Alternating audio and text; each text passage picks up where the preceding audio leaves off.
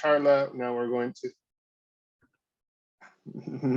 to be featuring our guests from RAIN. Before we do that, I just want to say two quick kudos. You may have noticed this really sweet polo shirt I have on with a beautifully embroidered LLN logo. We were able to purchase these shirts with sponsorship from your Department of Veterans Affairs. Our sponsor is Alfie Alvarado Ramos, the director of your Department of Veterans Affairs. So thank you to them. But really, I want to say thank you to Martha Arana for getting us these shirts and arranging all the purchase and everything. I got a ton of compliments at the Equity Summit up in Tacoma a few weeks ago. So thank you, Martha, for your hard work making that happen. I also want to recognize Vanessa Rojas. She's not here today because she's, I believe, visiting family back in Miami. But Vanessa recently attended an event for us up in Des Moines for, oh, I gotta find it. But it was high school kids, talking to them about the opportunity to work for the state and introducing them to that as an option for their careers. And so a lot of great questions from the kids, a lot of good participation, and I was really appreciative and thankful that she was able to attend the event for us. So kudos to Martha and to Vanessa. So, okay, with that, we can keep moving on, but it's important to say thanks and recognize folks. So, Tony, I'm just going to go back to the agenda so that so we've had the welcome, we've had the informal breakouts, and now we're going to have a presentation by RAIN folks, and then we're going to have our end of the year celebration with Loteria, and then announcements. So I'm going to go back to the future. Here we go. Tony, would you like to introduce our two speakers, or do you want me to do that? Would you mind doing it, since you've been part of the group as well? Thank you. I am also part of RAIN, so I wear multiple bandanas, because those of you who know me, I'm always wearing a bandana. Today, we are very happy to have two members of the Best Practices Committee at RAIN.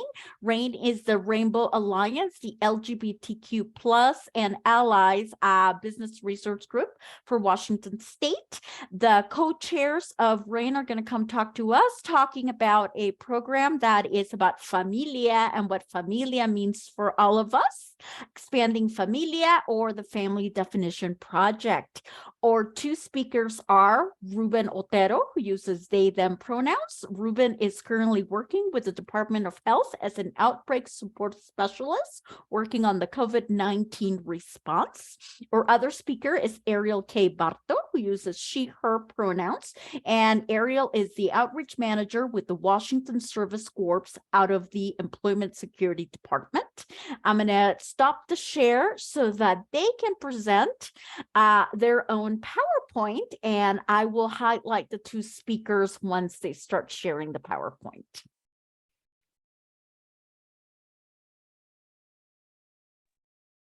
All right. Thank you, Noemi. Can everyone see this? Great.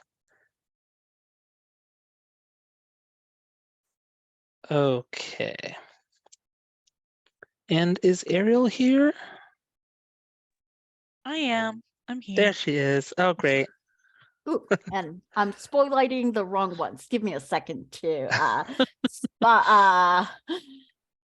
do the correct one. So there we go. Okay. So please go ahead and start talking. Why? Great. Thank you. So thank you so much, everyone. Thank you for the introduction, Noemi.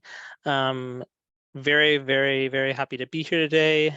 Ariel and I and another one of our best practices members has already given this presentation to the other BRG leads earlier last month. And Tony had asked us to come by and give it to y'all so y'all could hear it straight from the horse's mouths. So here we are, nay, to tell you.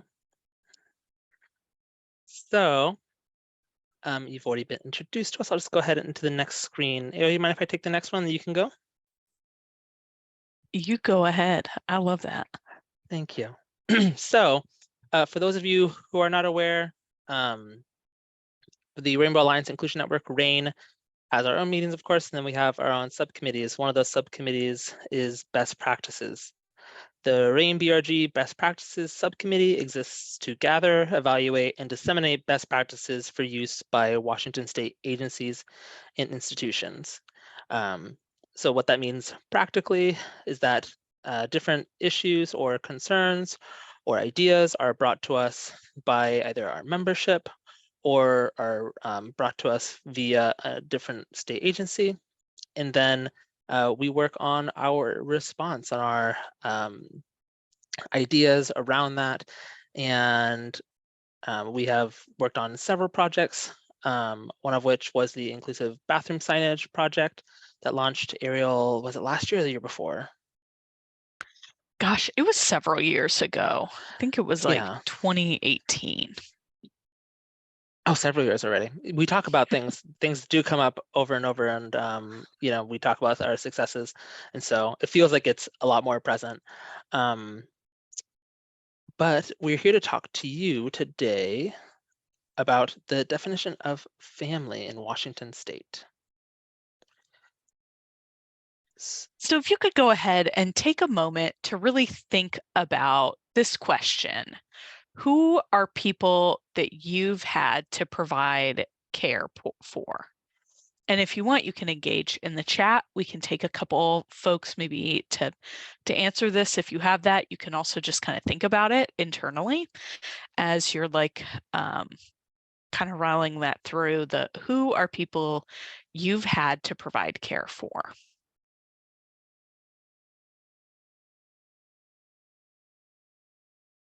Yeah.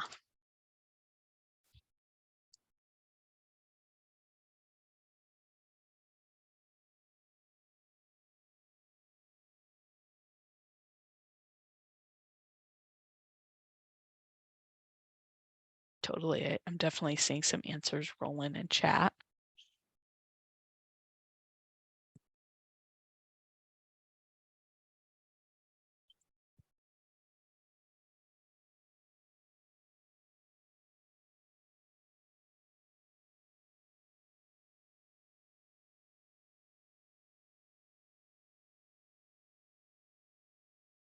That's right, yourself. Very important.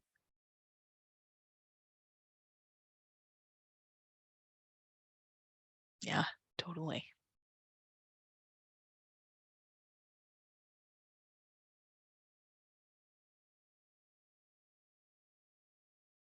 Unofficial grandmother. Yep, absolutely. Had a few of those.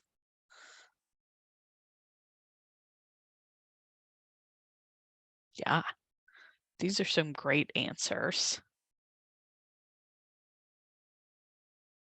I think a lot of people can relate to a lot of these.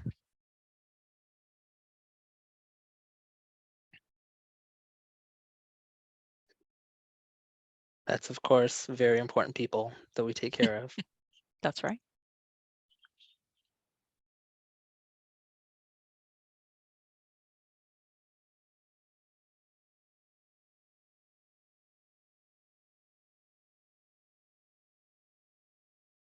All right, you're ready to move on? Yes, I am. Great. So as you're taking a look at that, at what people have shared, we just want to share with you what the definition currently encapsulates in Washington state. So in Washington state, family is currently defined as a parent, so a direct, legal relationship parent, a sibling, parent-in-law, spouse or registered domestic partner, grandparent, grandchild, minor and dependent child, or just a child. And so what we'd like to now have us focus on is think about the list that you just provided us and think about this list of what family is currently defined as, and think about where the gaps are. Which people have you mentioned that are not on this list? What are other people that are occurring to you now that we're talking about it who aren't on this list? And feel free to share in chat again.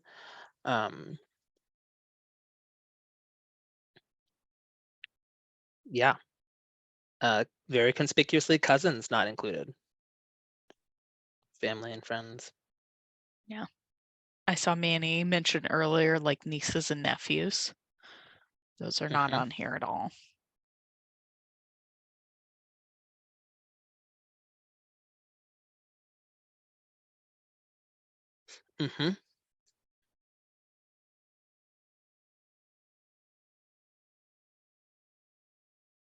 So then this is a list,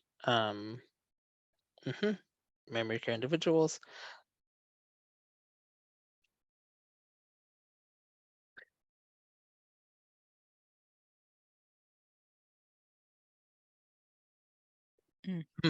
Sam, I really like that you mentioned coworkers. That's a really important one. Those are folks often who have absolutely no strict familial relationship to, but who can use care. And Tony asked in chat, so how do you prove the relationship? That's a very good question. So this definition of family is used for various types of leave in Washington State. And to like take that leave or it to be related to a quote family member that you would be caring for, it follows to this list, and it falls to the previously Washington State defined definition of family. Part of the issue here is who is having to prove these blood relations, or whom is going to be asked, can you prove that you are like related in this way to these people? And who isn't, who can just say, oh yeah, it's my kid, or that's my grandparent, and potentially it's like a, you know, a tia that you're like not blood related to, but is like family to you. Yeah, I've seen some great. Emma in the chat stated the state list only has immediate relatives by blood or legal tie, but our personal examples extended beyond legality into the social compassion felt and responsibility.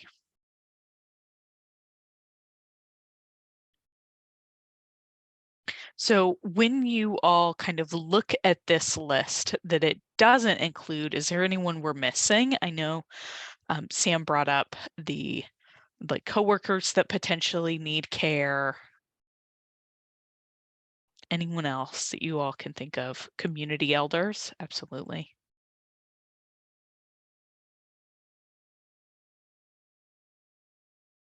And if you have questions about any of the folks here, or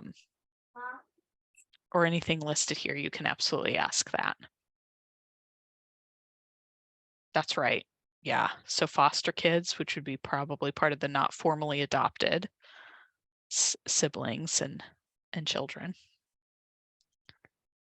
Yeah. So nibblings is a gender neutral term for sibling. Sibling's child.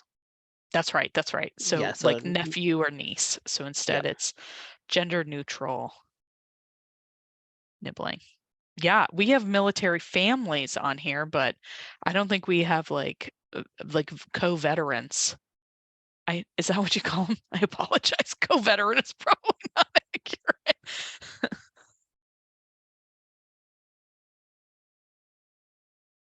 And that military family is like very large. It can be folks that you're in close relationship that may have folks that live far away because they're deployed or being relocated that you're needing to provide care for, or who don't have their typical things, or it could be, you know, people that you maintain connection with through service. Comrades. Yeah. Godparents, that. second cousin. That's right. Absolutely. These are all really great. I don't know if we were supposed to unmute at any point, but Feel free. what I wanted to share is going to take forever to type, so I'm just going to say it. So essentially what I also don't see here is my ex-husband / best friend, who is also the godparent to my other children. So even though that person is extremely important and an essential piece of our family, what I'm understanding here is we wouldn't be supported if we needed to take time to care for this family member. And that's pretty disappointing. So thank you for letting me share that. Thank you for sharing. That is, yeah, it's a pretty sobering conclusion that we come to, that some folks that are very important to us and we have a history with, we wouldn't be included here. And so we were already thinking about this a bit. And I did want to add on that, because I think that was a really wonderful point, that often a legal connection to someone will end, but that does not mean that the emotional or care connection has ended. But according to the state, that has ended, and like the definition as it like kind of currently exists. Ruben, take it away.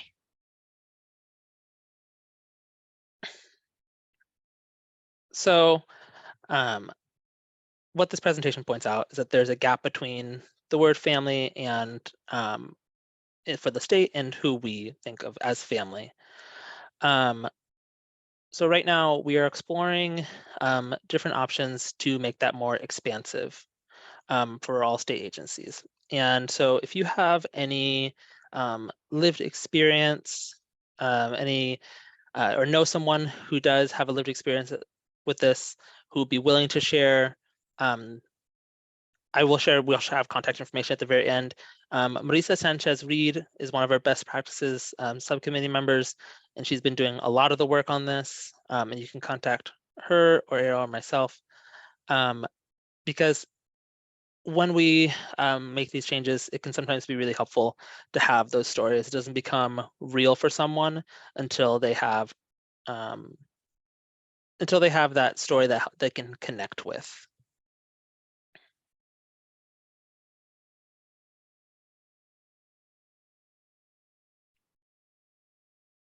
Then I'm not sure if we have any more. There we go. There's our contacts.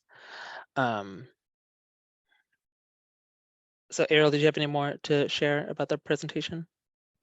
No, I just wanted to say thank you all so much for having us. I know this topic is like very close to the heart, and like really we're talking right now during kind of like the winter holiday season, and like it can be really heavy to think about like who is family to me and what does it look like to show up and care for them. And I just really appreciate you all like holding a little space for us to like talk about that really big topic, and be open and willing to potentially share like your stories and think about ways that family is like evolving and can change within the state of Washington. Before we say goodbye, does anybody have any last thoughts or questions or anything they'd like to add? I see Tony unmuted.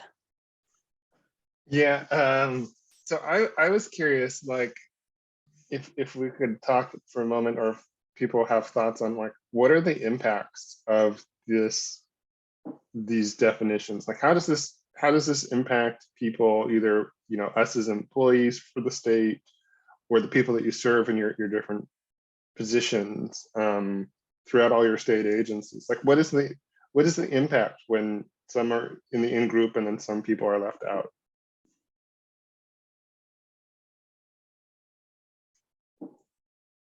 Excellent question. This legal definition of family, you know, we think about a lot taking leave. Leave is a really great privilege that we get from the state, but because of the way that it's currently defined with some state agencies, it's not inclusive of all the people that we named and all the people on our list. So meaning that, you know, think of the Tia who's not really a Tia, but is a Tia. Think about a community member that you have a relationship. Monica, thank you so much for sharing your example. Think of Monica's example. If those people were in the hospital, you could potentially be at the mercy of the staff there, whether or not you get to be with them in a moment of extreme distress. You could be denied certain privileges that were the definition bigger that you would have access to.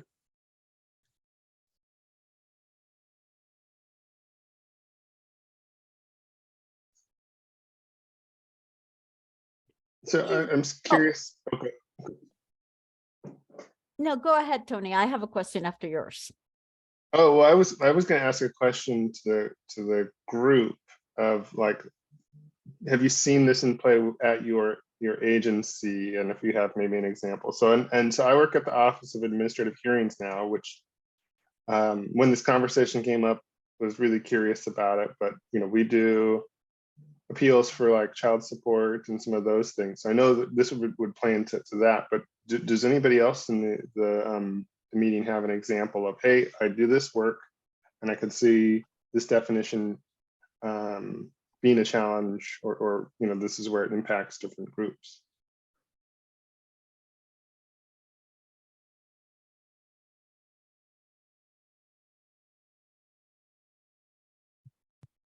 I worked as an HR specialist a while ago, a couple of years ago, and the entity had reaches out to a broader community than just the entity that I had. And it's Emma, I think it's called the Village at Casino Road, but there was a couple of individuals. One was a coworker, and they didn't have any family, and so there were several of us that kind of tag team to support. And sometimes it was just having someone kind of advocate for them. And because when you don't feel good and there's nobody there to support you, you kind of just give up. And so that was something that I saw, that, because they just got really depressed. But as soon as we kind of rallied around them, it just helps their soul. There's somebody on your side, and because they went to a really dark place, and I've been around people that have gone to dark places and not come back. And so identifying that really quickly and being able to tag team, I think, helped that individual. So, but the depression was there, and it was disheartening, and it's hard, but we rallied. So, but some people don't have that, and that's what's really hard. And the business that I worked for was really good about helping us accommodate her. So there you go.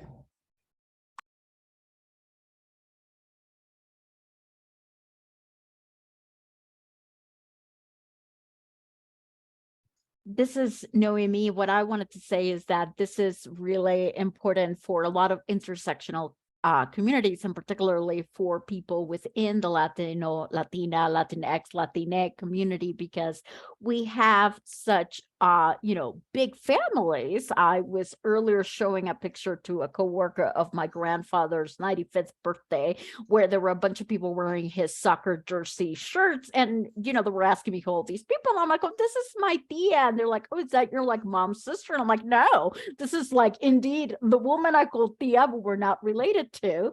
And then these primas, nieces, primas is cousins that I also have in my family that I'm not related to. And I did write that in the chat, but there's a lot of people that I refer to by familial names that are, actually not blood relatives, but I consider them that. And why this is such an important project, because they're my family. So that's what I wanted to say.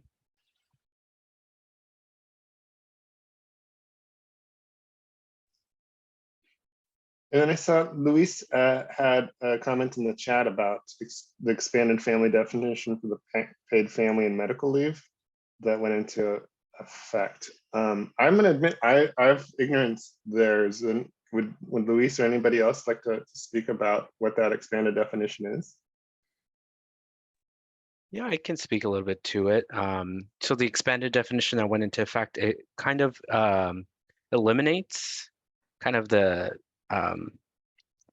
before it was, you had to prove it was your mom, your dad, and whoever it was that you were taking care of. And now it's whoever the person is that has an expectation of care.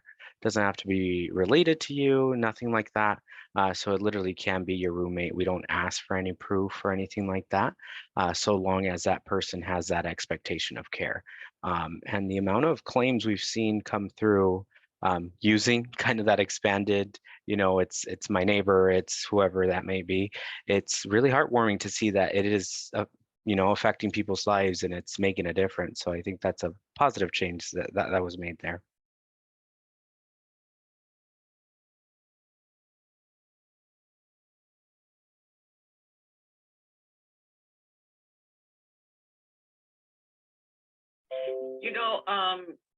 I wanted to say something. I have a friend who today is blind, but not because she was born that way, but because there was a crime that was committed in 2006. She was my best friend.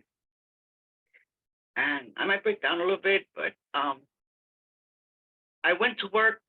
I found out that it was her that this accident had happened, that was all over the news. After I woke up at 6 o'clock in the morning and somebody called me from Puerto Rico, for God's sake, to tell me that somebody here where I'm living was dying.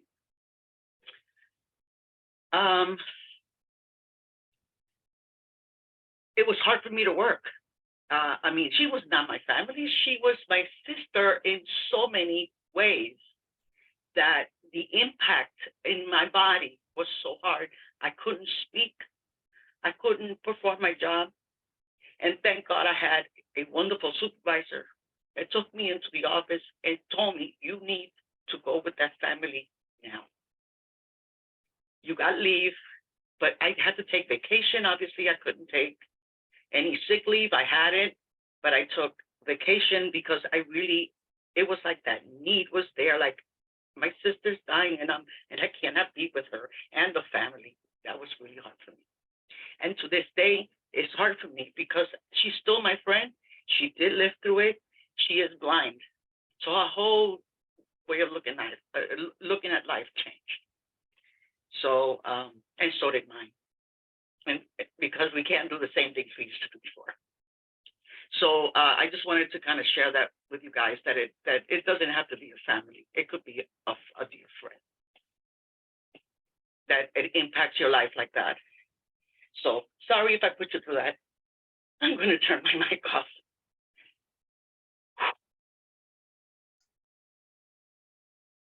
Thank you so much, Miriam. That I'm so sorry to hear about that attack on your friend. That is truly awful. And that story is really getting to the heart of what we're working on, is that there are these folks who mean a lot to us, and there's not a way that we can talk about them and at work and get it recognized in every single situation. So thank you so much for sharing that. We will be taking this information back that what we've shared about, and working on it more. It might be another presentation down the line. Ariel, do you have anything to share?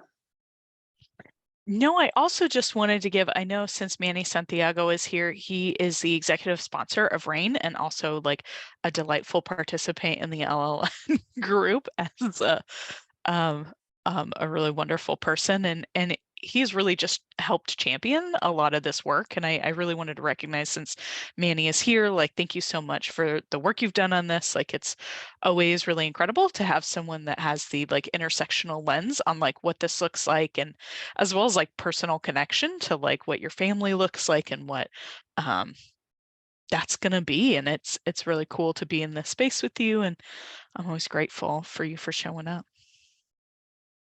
Thank you to the two of you for joining us. Here, I'm just a participant and with my colleagues. So it was great to see you on that role. And I'm proud Latino, so yeah. That's right, you gotta be. That's right. I saw Manny the other day and I was like, I thought all Puerto Ricans had to like have a Puerto Rican flag on them at all times. And you're like, no, it's in the car. That way more people can see it. And I was like, that's it. That's it. That's the energy.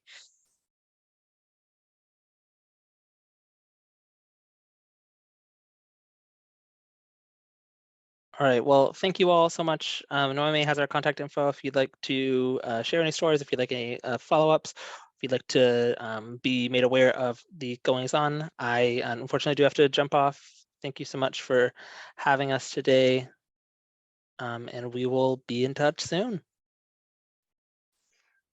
Thank you, Ruben. Thank you, Ariel. I'll share with you all too. The Best Practices Committee for RAIN is, we owe them responsibility for our own professional development and inclusion survey that our Best Practices Committee put together. That was after I visited one of their best practices meeting, and they said, well, we did this survey and now we have data to work from. I was like, oh, yeah, we do need data, because unfortunately people don't take our word for our experiences, whether that's encountering discrimination or, you know, the good things also that sometimes we encounter in our workplaces. You know, unfortunately, tend to be more some of the negative stuff, but hey, you know, we start where we start from, and then we make the state a better employer in the end. So thank you. I think this is something that when they spoke to the leaders for the BRG groups, it really spoke to me.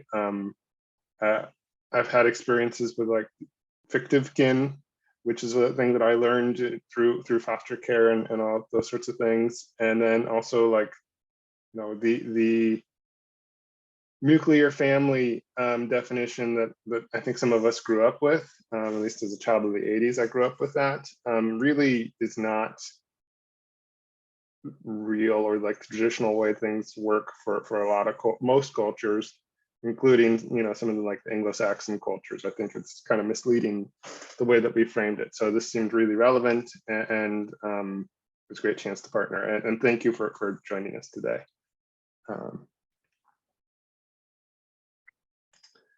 Okay, so let them go. I'm taking a deep breath because we'll move to Loteria here in just a moment. In case we lose any of you during this session, I do want to mention that our next general membership meeting is scheduled, should be January 10th. So we meet the second Tuesday of the month. We may need to get out new invitations with OFM for the meeting. So I don't know if it may not be in your calendar yet, but we'll get that squared away. The last government delivery for today had the calendar invite.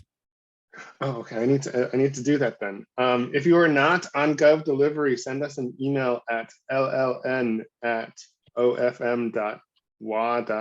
and we'll get you added to the email list. So you hear about these meetings. It's also how when we relaunch the LLN newsletter, which is something our communications director, Nancy Gutierrez from DCYF, has been working on, you'll receive that as well. Also, if you're interested at some point in providing content, you know, make a little reminder for yourself, because we'll be looking for writers or subjects to write about for the newsletter as well. So, okay. Also, now is a good opportunity to fill out your attendance one more time. Noemi has put the link into the chat for everyone.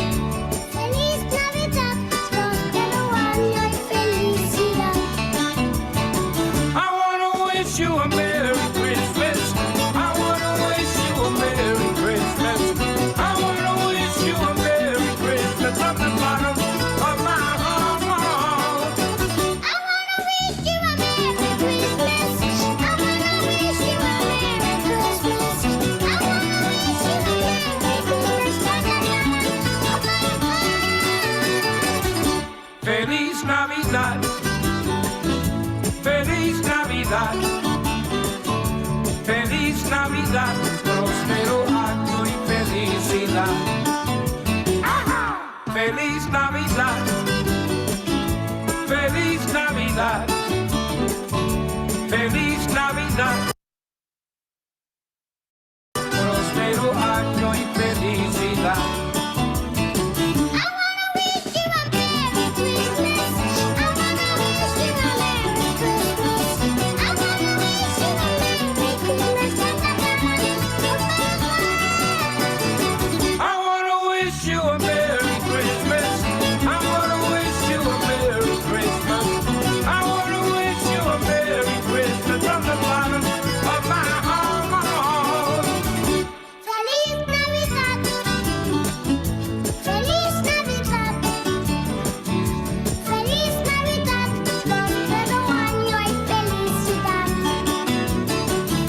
Feliz Navidad, feliz Navidad, feliz Navidad, próspero año y felicidad.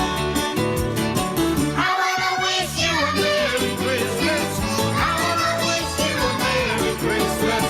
I wanna wish you a Merry Christmas from the bottom of my heart.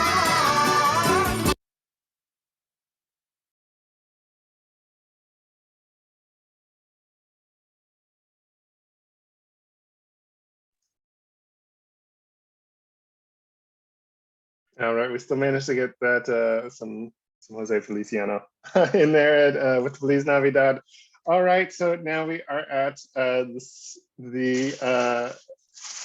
one of the hardest times of the year for me because we are going to be playing Loteria, and my Spanish usually isn't quite up to snuff. Okay, so I am dropping into the chat a scan of 20 different tablas for Loteria.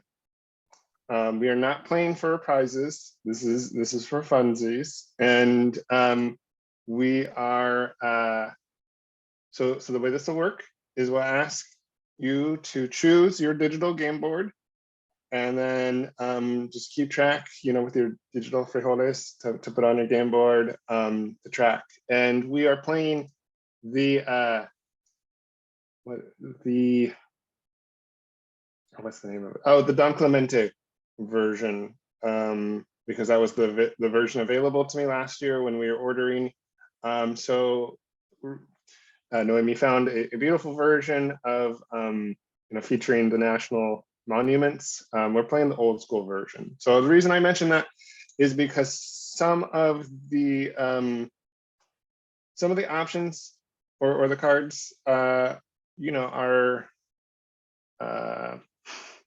it's apparent that they came out in the 1880s. Yeah, they came out 100 years ago, such as El Apache. So if one of those cards gets drawn, that's my way of saying this is part of history and not a reflection of us endorsing terms or that old school nature. Do we have any questions?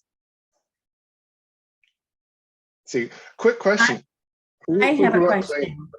Yes. I'm not quite sure how to play this. That's a good point. I realized that we were just jumping in, assuming everybody played last year. Yeah, I'm gonna take off the share while we explain the instructions, Tony.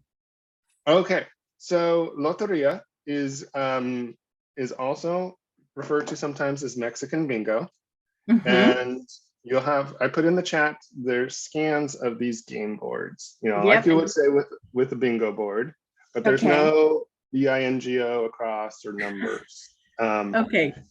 So, and instead of having the, the hopper that you spin, you pull out the little B17, we have cards. And so what will happen is I will draw a card, and then there's a little saying or poem that goes with it. That's the part that I'm going to struggle with my Spanish, but I'll say it in English as well. You can point and laugh at me at that point, because it was around my dad's time frame is when the grandparents stopped speaking Spanish for safety reasons. So So as I mentioned, the brief history on this game is that it's over 100 years old. I think 1887 is when Don Clemente Wow. began publishing the game, and it was originally actually provided to soldiers with their rations. So you'd get your food and your little supplies, and then it would come with this game board and these games, because you need a little something to pick you up. And soldiers brought that home with them to their families, and over time it became something that was done at local fairs. So there's some that used like tarot cards or other art. The Don Clemente is the kind of the most well known, but there are more recent versions too, like a millennial version that you can see La Dama there, but in the millennial version it's La Feminista, and instead of holding a purse, she's got a sign for to go vote or something along those lines. It's something where you would traditionally have your game board. When we played this at Hispanic Heritage Month kickoff that I talked about earlier, and we had a cup of beans and everybody got their beans, and you put your bean on it to mark that you've got that, and then Okay. either In virtual world, I just turn on the highlighter and circle it because it's already coming to you in Adobe. So Okay. virtual tip. So you And pick a card. I'd pick a card. It doesn't matter which one, right? And then you Yeah. play on that card. And then if you pick a card, it comes up by circling. Yes. Okay. Ding, ding, ding. Yes. And You are got it. we going to have people randomly select which of the boards, or are we gonna assign them, Tony? We're going to ask that you randomly select your board, whichever one you think others Numbers won't choose. 1 through 20. Mhm. And then what else did I say? So it'll be 4. Our goal is to get 4 in a row. There's different options where people will play, where you have to maybe get an X or a blackout, but we're doing whoever gets 4 in a row, either diagonally, horizontally, or vertically. Okay, other questions though? And after Tony says the card, I will also put it in the chat. Okay.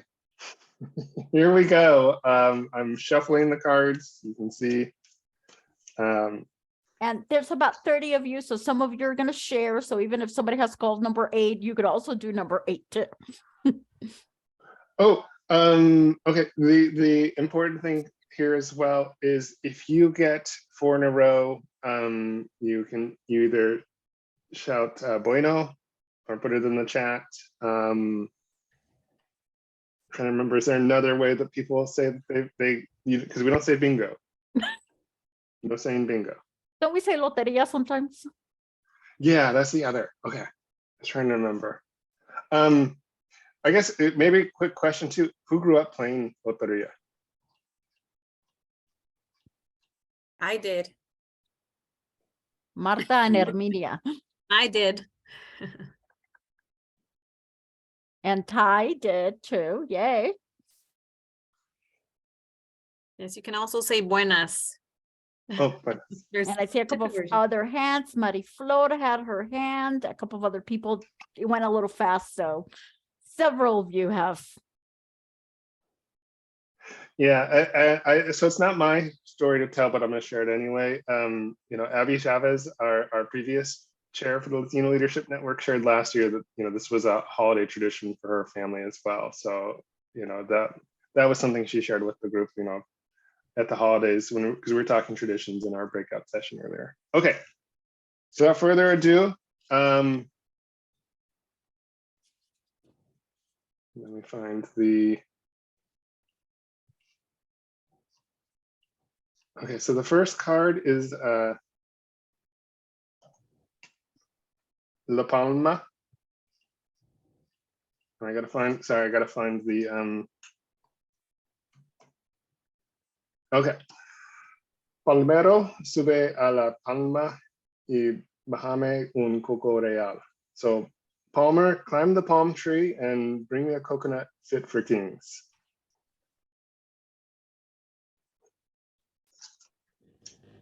Okay, one down. All right. Number 2 is la maceta. El que nace pa maceta no sale del corredor. So he is born to a flower pot, or he who is born to a flower pot does not go beyond the hallway. I read that My some of the dad used to poems, say that. so some of the poems I read also could get a little bit risque. I think that might be the right word for it. We're not, I hope we're not doing the risque version. I've got the Wikipedia entry up. Okay, next we have El Mundo. Okay, este mundo es una bola y nosotros un balón. So this world is a ball and we a great mob.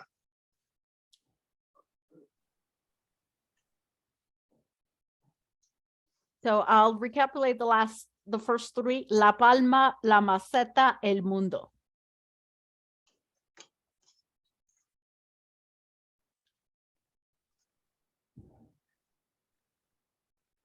All right, next we have la pera. El que espera, de espera. He who waits despairs.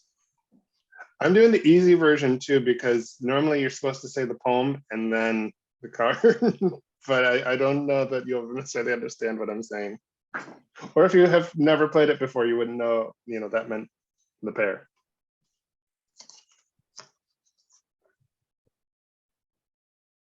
Okay, next we have el arpa. El arpa. Where's that? 53. All right, arpa vieja de mi segura, ya no sirves para tocar. So old harp of my mother-in-law, you are no longer fit to play.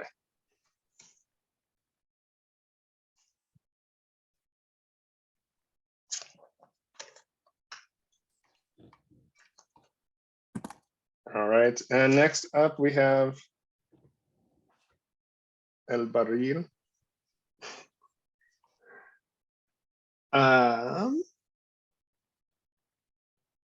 Tanto bebió el albañil que quedó como barril. So much did the bricklayer drink, he ended up like a barrel. And again, I'm going to do all of them in case some of you have missed one. La palma, la maceta, el mundo, la pera, el barril.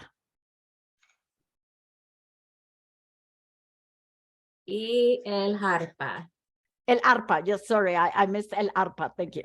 See, this is what it's a village.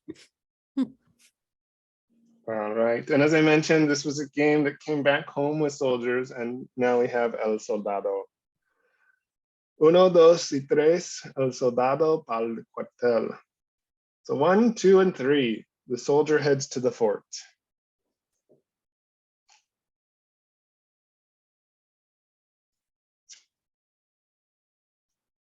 And next we have El Cantarito.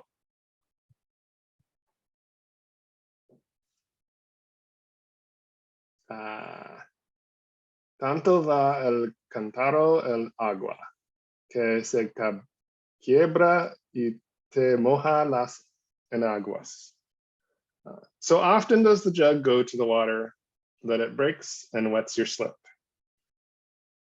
Oh, that's what enaguas means. Oh, I always thought it meant skirt. See, we're learning.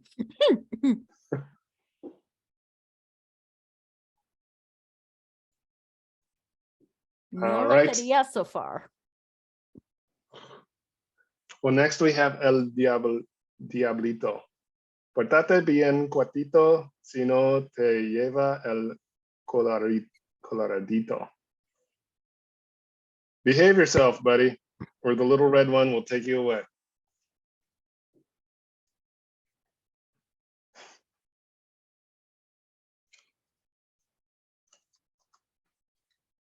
Okay, So no winner. Next we have El Músico. Hope those are coming through on your screens. El Músico trompas de escuela ya no me quiere tocar. So the rubber-lipped musician does not want to play for me anymore.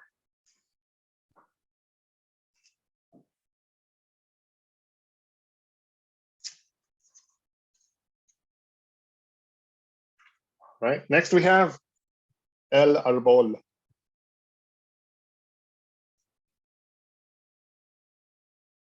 El que a buen árbol se arrima, buena sombra le cobija. He who nears a good tree is blanketed by good shade.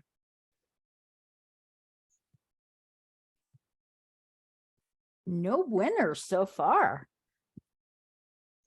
Okay, how about this? Does anybody have El Melón? Me lo das o me lo quitas. Give it to me or take it from me.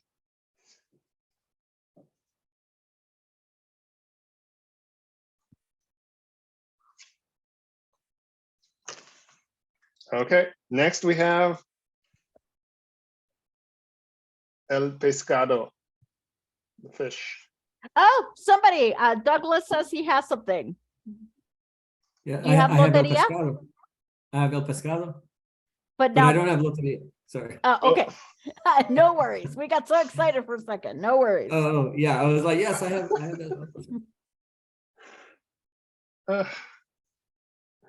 that. El que por la boca muere, aunque mudo fuere. The one who dies by its mouth, even if he were mute. So that's in reference to getting, caught by a hook.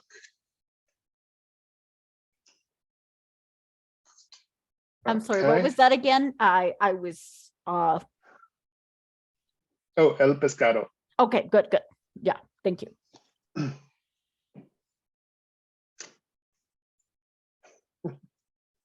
All right. We have El Borracho, the drunk. Bueno. Yay! Was that Morgan? Yeah, that was Morgan. And I think Ty also. Woo! Tabla 20. So Morgan and Ty are our winners. I knew it was going to be El Congratulations. Borracho.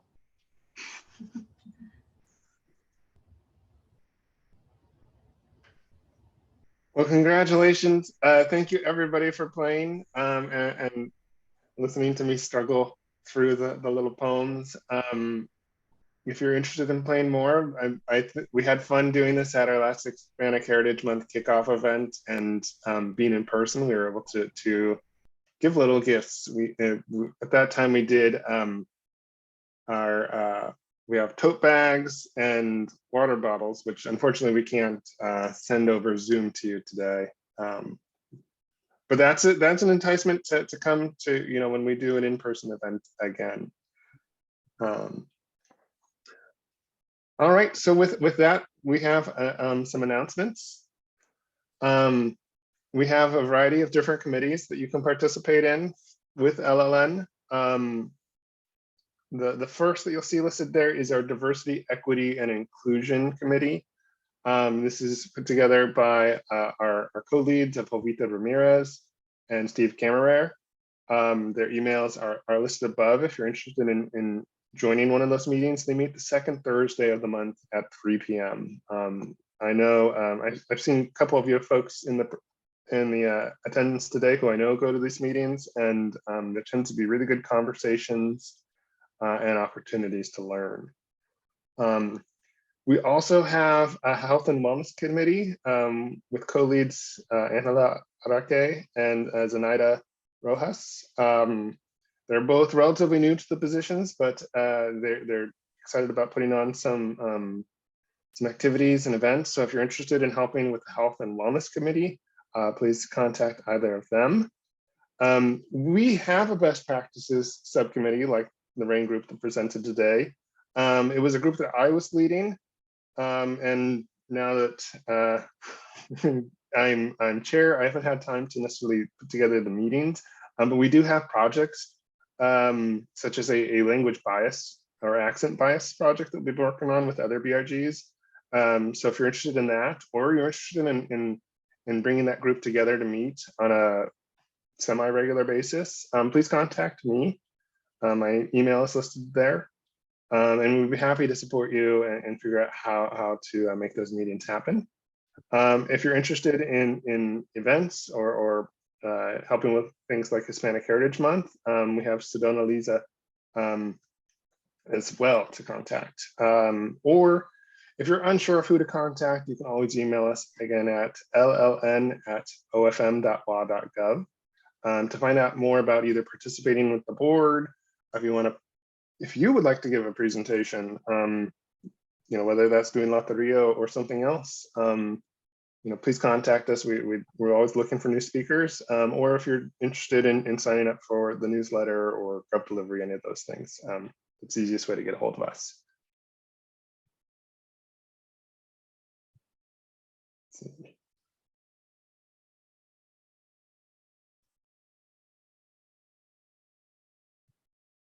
Okay.